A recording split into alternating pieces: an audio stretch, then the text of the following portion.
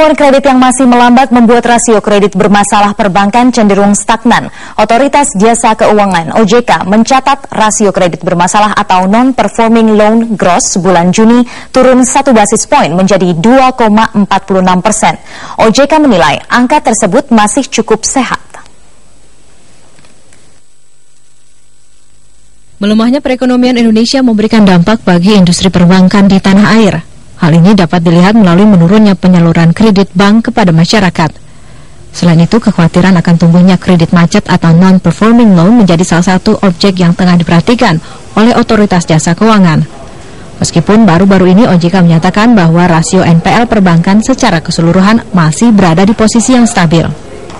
Gross pada akhir bulan Juni itu 2,46 gross NPL perbankan, netnya 1,22 ya.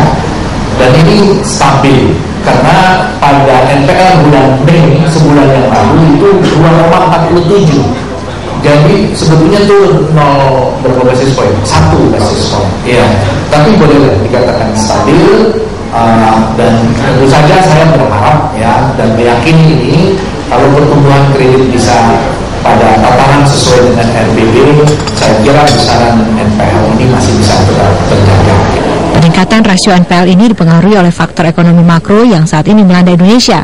Tekanan terhadap nilai tukar rupiah, tingginya nilai suku bunga, hingga menurunnya permintaan atas kredit membuat kinerja perbankan nasional mengalami perlambatan. Peningkatan NPL ini berasal dari sektor pertambangan hingga perkebunan yang berhubungan langsung dengan pelemahan perekonomian nasional. Kredit transportasi, trading, dan kartu kredit pun menyumbang rasio peningkatan NPL perbankan pada saat ini. Berdasarkan data yang dihimpun oleh OJK pada Juni 2015, NPL gross perbankan turun sebesar 0,01% jika dibandingkan dengan posisi pada Mei 2015. Selain itu, jumlah kredit bermasalah pada bulan Juli juga diprediksi stabil, sebab jumlah kredit bermasalah pada Juni 2015 tercatat sebesar 1,22%.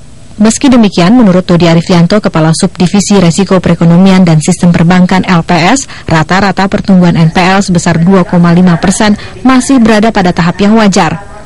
Namun pemerintah dan pihak swasta harus saling bersinergi untuk meningkatkan perekonomian agar jumlah rasio NPL dapat ditekan.